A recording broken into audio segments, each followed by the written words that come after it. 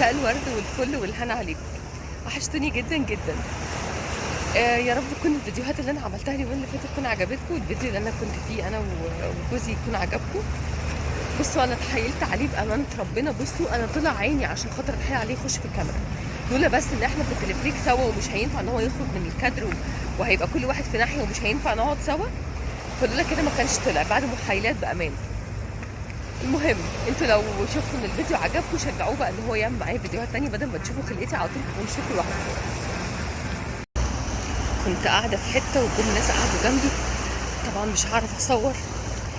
على فكره ما يغركوش ان انا عشان بطلع قدام الكاميرا كتير وبعمل فيديوهات وان انا بشتغل في السوشيال ميديا يعني، فانا عشان كده جريئه يعني وبعرف اعمل فيديوهات قدام اي حد. ده انا امبارح عشان كنت بصور مع هاني فيديو لاول مره في حياتي اصور معاه، كنت حاسه ان انا مربوكه شويه، بس عشان خلاص خدت على الكاميرا وخدت على الوقوف قدام الكاميرا فبقى الموضوع عادي بالنسبه لي شويه. لكن انا حتى لما باجي بشتغل في البيت انا بقفل على نفسي الاوضه ومحدش بيشوفني ومحدش بيكلمني، وبتكسف جدا ان انا اصور قدام حد، ما بعرفش يعني. انا الفتره اللي بصور فيها لازم اكون لوحدي، محدش يقعد معايا خالص. لما جم الناس طبعا اتكسفت ومشيت. يلا المهم بقى عشان ما اطولش عليكم في الفيديو ويبقى ايه مقدمه طويله. اكلمكم النهارده عن الغيره. تعالوا بس نتفق على حاجه الاول عشان ايه يبقى نبقى على نور من اولها. مش كل غيره تبقى حب، يعني خلينا كده نحط واحده واحده الاول في الموضوع عشان الموضوع ده كبير جدا. مش كل غيره تبقى حب، في غيره ليها كذا معنى غير الحب. في غيره تملك، في غيره انانيه، في غيره سيطره، في غيره مرض، في غيره مجامله. يعني كل واحد بقى كده مع نفسه المفروض يعني يقعد ويفكر انا بغير على اللي بحبه من انهي نوعيه من الغيره دي. لان انت ممكن تكون بتغير على اللي بتحبها او انت بتغيري على اللي بتحبيه بطريقه غلط وانت مش عارفه او انت مش عارف ان الطريقه دي غلط ليه، لانك مش حاطط لها مسمى صح. انت مش عارف انت بتغير ليه او مش عارفه بتغيري ليه، فشيء طبيعي الغيره هتقلب بحاجه تانية، هتقلب بخناق وهتقلب بنكد. اي حاجه في الدنيا يا جماعه بتزيد عن حدها تتقلب لضدها. حتى الحب على فكره، يعني انت ممكن تخنق اللي قدامك بحبك، ممكن تزهق اللي قدامك من كتر مثلا خوفك عليه. كل حاجه في الدنيا ربنا خلقها بتوازن، ما ينفعش التوازن ده يختل والا ميزان الارض كله يختل. نفس الكلام بالظبط في العلاقات الاجتماعيه، ونفس الكلام بالظبط في العلاقات البشريه بتاعت الحب وعلاقات البني ادمين مع بعض. في غيره تملك، يعني في واحد مثلا يبقى عايز يتملك الست اللي معاه، مش عايزها تكلم حد غيره، مش عايزها تبص لحد غيره. على فكره حتى لو كانت ستات، ما هو طبيعي ان انت لما هتحب حد مش عايز تشوف حد غيرك، بس بيبقى الموضوع عادي. يعني مثلا ممكن تتكلم مع واحده صاحبتها بزياده يغير عليها. اوعى تفتكروا ان انا بقول اي كلام، انا عارفه ان ده موجود وبشوف ناس كتيره كانت معايا زمان، كنت اعرف ناس كده لما مثلا ياخدوهم، يبقى مثلا واحده بتقعد مع واحده صاحبتها كتير جدا وتاخدها مثلا من حبيبها، لا يبقى حاسس ان هي لا بعدت عنه، لا ممكن يقلب الموضوع بخناق ومش عارفه ايه، حتى لو متجوزين مش عشان بس مخطوبين او مرتبطين، لا. فالموضوع ممكن يقلب لتملك، ما تبقاش عايزها تكلم حد غيرك ولا تشوف اي حد غيرك، وقتها كله يبقى ليك. ممكن الكلام دوت يبقى في فتره مثلا الارتباط في البدايه، وبعد كده يقلب ان هو يزهق منها، وارد طبعا. وفي ناس بتكمل في الموضوع ده، في ناس بتقلب الموضوع ده معاها ان هم يتملكوا اللي قدامهم، ما يبقوش عايزين يتعاملوا مع اي حد تاني غيرهم.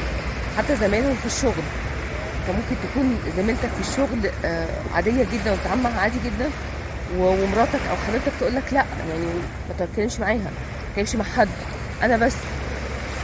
ما في ناس كده، ده اسمه غيره، غيره تملك.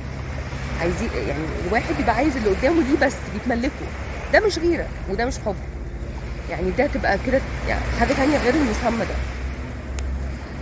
في غيره سيطره، ممكن الراجل او الست، وخصوصا الراجل في الموضوع بتاع السيطره ده، يبقى عايز الست يسيطر عليها، يبقى عايز يحسسها ان هو كلمته ماشيه، ما تعمليش كذا، ما تقابليش فلانه، ما تتكلميش مع فلان، ما تعمليش كذا.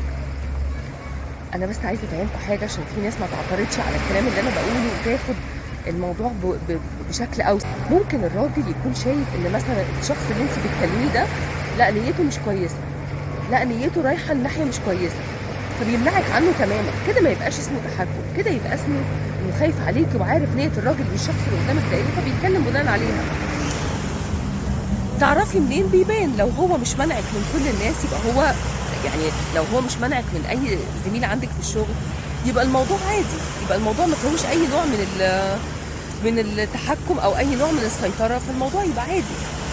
لكن لو من حد معين هو شاكك فيه او متضايق منه، فشيء طبيعي ان هو اكيد الشخص ده فيه حاجه، اكيد هو مش مجنون. ما هو ما دام مش بيعمل كده في العادي وفي المطلق يبقى هو مش مجنون. فانت لازم تفهمي ده.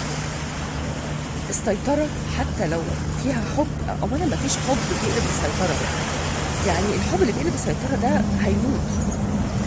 يعني ماشي هيبقى حب وكل حاجه بس بزياده قوي، فهيقلب بسيطره ويقلب بنكد، وفي الاخر هيؤدي للانفصال. زي ما انا قلت لكم كل حاجه بالمتوسط معقول. فالسيطره هنا انه يفرض سيطرته عليكي، ان انت ما تكلميش فلان، ما تكلميش علانه، ما تعمليش كذا. لو في المطلق يبقى هو شخص معقد، يبقى هو السيطره دي بالنسبه له غلط وهو عايز يتحكم فيكي وخلاص.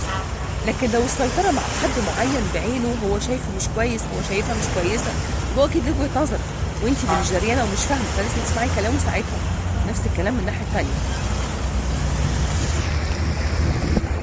ده النوع الثاني من الغيره.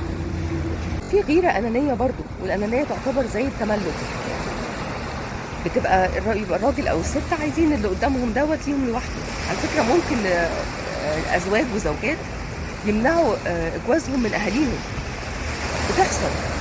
يمنعوهم ان هم يتعاملوا مع اهاليهم زياده ويقعدوا معاهم زياده، عايزينهم ليهم تملك وغيره وغل. ده بيقلب بغل بقى، واللي هو طبع مش كويس، بس بيبقى تحت مسمى الغيره. يعني ممكن مراتك مثلا تقول لك لا لا ما تقعدش مع قرايبك دول كتير، ما تقعدش مع مامتك دي كتير، ايه يعني ما انت كل يوم بتشوفها، ما انت مش عارفه ايه. ممكن الموضوع دوت يكون انانيه، ده حب انانيه، ده مش حب عادي، لان دول اهلك ما ينفعش ما تردهمش. وبرده في حدود المعقول، ما انت ما تزهقهاش في عيشتها وتقرفها باهلك وتقرفها بالناس اللي تعرفهم، وفي الاخر تقول لها انت اللي مفتريه. ما ينفعش. لو كل واحد يا جماعه في العلاقات العاطفيه بالذات وخصوصا العلاقات الزوجيه يراعي الطرف الثاني، يعني يعرف ان الطرف الثاني انا لو حطيت نفسي مكانك في الموقف ده انا هزعل فمش هعمله. يعني مثلا ما ينفعش انت تمنعيه من اهله وتيجي انت تطبقي الموضوع انك تقعدي مع اهلك بالساعات وبالايام والاسابيع وهو مش من حقه، وتيجي تقولي له لا ما انت مش من حقك. مش حاجه اسمها كده. ما تجربي الموضوع على نفسك. انت لو منعك من اهلك انت هتاكليه. اصحابك واصحابه، زي ما انت بتدي لنفسك مساحه انك تخرجي مع اصحابك مع الناس اللي ليكي وتقعدي مع اصحابك، وممكن تقعدي معاهم ايام مثلا تسافري معاهم لو انت عايزه، ما تمنعيهوش هو كمان ان هو يخرج. زي ما انت مثلا بتروح تقعد على القهوه كتير ومثلا بتخرج ممكن تسافر مع اصحابك، ما تمنعش مراتك انها كمان تشم نفسها وتغير جو لما انت واثق فيه. وده يجي لنا بقى لنقطه الثقه. الثقه اهم حاجه في العلاقه. لو ما فيش الثقه يبقى انت هتقيسوا على كده بقى اي حاجه مرتبطه بالغيره تتقلب لضدها بقى خلاص. ما هو ما فيش ثقه، ما هو كل حاجه بعد كده هتتحول لاحتمال تكون كذا، لاحتمال يكون كذا، وهو ممكن تكون عملت كذا وممكن يكون عمل كذا. خلاص ما دام ما فيش ثقه وفي شك، انسوا ان العلاقه تكمل، خلاص مش هتكمل. وكل حاجه في الغيره هتقلب للعكس، ومحدش فيكم هيفهم التاني. هتقعدوا تشرحوا وجهات نظركم لبعض على طول، وفي الاخر محدش فيكم يفهم التاني، توصلوا لحاره سد. طب وعلى ايه؟ من الاول يبقى في حاجه اسمها ثقه. من اول انا بزعل من كذا وانتي بتزعلي من كذا. كل واحد يعرف حدوده، حتى لو الحدود دي كتيره. يعني مثلا بصوا يا جماعه، هو في مبادئ طبعا وفي قيم وكلنا ماشيين عليها، بس احنا دلوقتي في مجتمع فيه طبقات شويه، يعني في ليفلات معينه كده يعيشوا بمستوى معين. الطبقه الغنيه قوي مثلا، الطبقه اللي هي الريتش قوي بزياده، يعني اللي هم طبقه رجال الاعمال والدنيا دي، بيبقى عندهم مش هقول فري شويتين مثلا، بس بيبقوا عارفين هم بيتعاملوا ازاي. طبقه مثلا الممثلين والفنانين مثلا، الناس دي كلها بيتعاملوا بطريقه معينه. احنا بالنسبه لنا الطريقه دي اوفر. احنا بالنسبه لنا شايفين الطريقه دي صعبه. بس انا بقوم اقعد لكم في حته نور شويه عشان الشمس هنا غطت عليا. نعكس كده يمكن الدنيا تبقى احسن. اه مش مشكله، الشمس في عيني. هقف شويه. احنا بالنسبه لنا مثلا الموضوع دوت بيبقى اوفر، يعني مثلا احنا لما بنشوف ممثلين بيسلموا على بعض ان هم يبوسوا بعض ويتعاملوا مع بعض كده عادي ويحضنوا بعض، انتوا شايفينهم بنظام ايه ده؟ انا بشوف كومنتات كتيره كده على فكره في المهرجانات مثلا او في عزا او في اي حاجه من بتوع الممثلين، بلاقي كومنتات بتشتمهم بامانه. بيبقوا شايفين ان ايه ده؟ ايه الفري ده وايه التسيب ده؟ ايه قله الادب دي؟ ده اكيد في حاجه. لا يا جماعه، هي الطبقات دي كده، هي الليفلات دي كده، ممكن ما يبقاش في بينهم اي حاجه يعني، والا كان كل الناس الفنانين اللي بيبوسوا بعض دول اتجوزوا، ما كناش خلصنا، كنا هنقضيها كلها ازواج وزوجات. مش ممكن.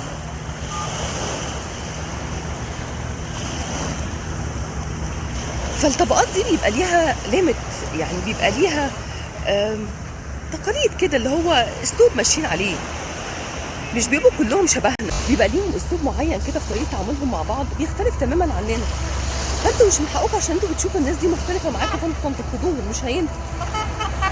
الناس مثلا بتوع رجال الاعمال والناس دي هما بيعزموا بعض وبيسافروا مع بعض وبيتعاملوا مع بعض، مش لازم يا جماعه يبقوا غلط.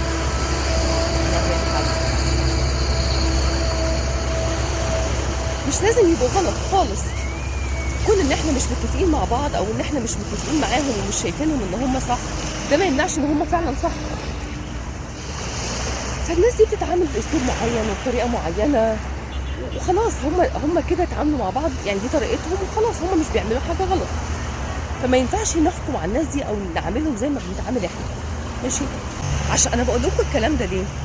اولا عشان الناس اللي بتحكم من الكومنتات وبتقعد تقول رايها والكلام ده كله. وثانيا في ناس، يعني في ناس من الطبقه العاديه بتاعتنا دي تقعد تقول طب ما بصوا الممثلين بيتعاملوا ازاي، بصوا الممثلين بيلبسوا ازاي، بصوا مش عارفه الناس الغنيه دي بتلبس ازاي. في ناس بتقول كده على فكره، ويشوفوا بيسلموا على بعض ازاي وما عندهمش مشكله. لا، هم طبقتهم كده، هم الليفلات بتاعتهم كده. زي بالظبط يا جماعه لما تكونوا نازلين مثلا ناحيه البحر، مثلا نازلين عند البحر، اكيد هتلبسوا لبس ملائم للبحر. نازلين مثلا رايحين سهره مثلا، مش معقوله هتلبسوا بنطلون جينز مثلا وتي شيرت عادي، لا. لكل مقام المقال، ولكل مكان لبسه، ولكل مكان قعدته، ولكل ناس برضو اسلوبها وتخيلاتها. على فكره صح غلط ده مش شغلنا. هتقولي لي يعني انت ممكن تعملي كده؟ لا، مش هعمل كده مثلا. يعني انا لو صدفت ان انا اشتغلت في السينما انا مش هعمل ده. لو صدفت ان انا بقيت ممثله يعني وحد اكتشفني مثلا وبقيت ممثله زيهم، مش هعمل ده. هتقولوا لي ليه؟ طب ما انت بتحلليها. لا، هقول لكم انا واخده على ده من الاول، انا خلاص خدت على دوت، وانا مش هينفع اعمل ده. لو انا شايفه انه هيناسبني كنت عملته وما يهمنيش الناس، بس انا مش هيناسبني، مش هيناسب جوزي، مش هيناسب بيتي. هم من الاول مناسبهم خلاص، هم ابتدوا وكبروا بالمنظر ده ودخلوا مجال التمثيل بدري وعارفين بعضهم ازاي وبيتعاملوا ازاي وشايفين المجال ده من الاول، فخلاص. طب هتقولوا لي الغيره حلوه؟ اه طبعا الغيره حلوه، مفيش حب من غير غيره. لو اللي انت بتحبه ما غارش عليك او ما غارتش عليك ما تبقاش بتحبك. مش ما تبقاش بتحبك، في ناس يا جماعه بارده شويه، يعني في مش بارده، رصينه بشويه، رصينه بالصاد، رصينه يعني عاقله كده بزياده. في ناس كده ده طبعها وشخصيتها، بس دول قليلين جدا. فدول ما ينفعش ان انا اقول عليهم ان هم ما بيحبوش ازواجهم مثلا، او الرجال دول ما بيحبوش زوجاتهم، ما ينفعش. في ناس عاقله جدا وما دام واثقين في الطرف الثاني فخلاص. بس لو في ناس مش دي شخصيتها وما غيروش كده وخلاص، يبقى اسمه هبل. لان الغيره حلوه، ليها طعم مميز كده، تحس انك تبين اللي قدامك انك بتحبه، تبين اللي قدامك انك غيران عليه. شيء طبيعي، ده هيبسط اللي قدامك قوي، بس مش بهبل، مش بعبط، مش لدرجه انك تزهقه في عيشته او تقرفه في عيشته او انت تقرفيه في عيشته، ما ينفعش. الحب بيلزموا غيره ويلزموا شعوطه كده في النص عشان يبقى ليه طعم، ما يبقاش ممل وما يبقاش رتم واحد، بس بعقل، بس بحدود، عشان ما يتقلبش للضد، عشان ما تحسوش اللي قدامكم ان انتوا خانقين وقافلين عليه. ادولهم مساحه، ادولهم تعامل يقدروا يتعاملوا فيه، وزي ما انتوا بتطالبوا ان انتوا تاخدوا حقكم ادوهم حقهم. يعني ما حدش يجي يقول لي ان في فرق في الغيره بين الراجل والست، هخبطه على دماغه بامانه. مفيش حاجه اسمها فرق بين الراجل والست في الغيره. تقولوا لي بقى الراجل والتقاليد والمجتمع والناس، انا ما بحبش الكلام ده. فما تقولوهوش قدامي، عايزين تقولوه روحوا قولوه في حته ثانيه، ما تقولوهوش في الفيديو بتاعي.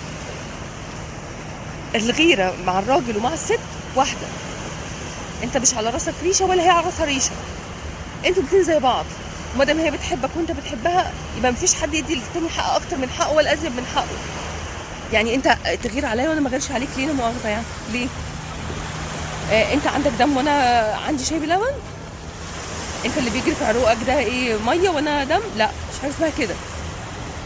اللي بيحب التاني هيغير على التاني، وما دام متفقين وزي ما انت بتغير عليا بعقل انا هغير عليك بعقل. ولو اختلفنا ووصلنا لنقطه خلاف هنتفق ونرجع نتفق تاني، مفيش مشكله. مفيش حاجه في الدنيا بتمشي رتم واحد، عادي. وارد قوي ان انتوا تختلفوا، وارد قوي ان موضوع الغيره يقلب بنكد ويقلب بخناق، وارد في مره توصلوا لكده. اوعوا تفتكروا ان رتم الحياه هيفضل حته واحده على طول، مفيش حاجه اسمها كده. القلب لو فضل ماشي بخط مستقيم يبقى القلب وقف مات. القلب فوق وتحت فوق وتحت، وده رتم الحياه، فوق وتحت. اكيد مش كلها سعاده واكيد مش كلها نكد، الا بقى لو احنا قاصدين ننكد على نفسنا تبقى دي مشكلتنا احنا مش مشكله حد تاني. فحاولوا يا جماعه في موضوع الغيره ده لازم يبقى في توازن، زي ما انتوا بتاخدوا حقكم من اللي قدامكم لازم تدوا له حقه. الست تديها حقها في انها تغير عليك، والراجل تديه حقه في انه يغير عليك. لو قفل الموضوع ونحول لعدم ثقه ونحول لشك يبقى العلاقه منتهيه وما فيهاش خلاص تراجع. كده وصلنا لنقطه ما فيهاش تراجع. عرفتوا ترجعوا الثقه دي تمام، ما عرفتوش يبقى الموضوع خلاص انتهى. في ناس بيحصل معاها ملابسات كتيره في حياتها وبيحصل معاها مشاكل كتيره في حياتها، فممكن اللي قدامها يظن فيها او الحد اللي معاها يظن فيها ظن مش كويس، او هي تظن فيه ظن مش كويس. مفيش مشكله لما الدنيا ترجع تتقلب تاني، طول ما في ثقه ان الدنيا كويسه وان المواضيع ينفع تتعدى خلاص تتعدى. لكن لو وصلنا لطريق مقفول وضبه ومفتاح زي الضمنه كده لما بتقفل خلاص انسوا انها ترجع تاني. فما توصلوش العلاقه مهما كانت للموضوع ده، يا اما كده تبقى قفلت خلاص وكده يبقى العلاقه لازم تنتهي. في ختام الفيديو انا انبسطت قوي ان انا قعدت معاكم برده النهارده. انا يا دوبك لحقت لي اخر ساعه، عايزه اقول لكم خلاص الشمس راحت، يا دوبك الحق اعمل كام فيديو شورتس كده من القصيرين دول وبعد كده بقى اطلع اشوفهم. عايزه اقول لكم انا خلاص فاضل لي يومين وماشيه. انا بصور لكم النهارده الاثنين، انا همشي الاربع باذن ربنا. بجد كانوا اسبوع حلو جدا بجد، وبشكر جدا اللي كانوا السبب في المصيف ده، بجد بشكرهم من قلبي بجد فعلا. يعني انا لولا ناس معينه انا ما كنت استفدت فعلا من المصيف ده. بشكرهم من قلبي بجد، وبقول لهم ده احلى مصيف انا طلعته في حياتي. هتوحشوني جدا الفيديو اللي جاي.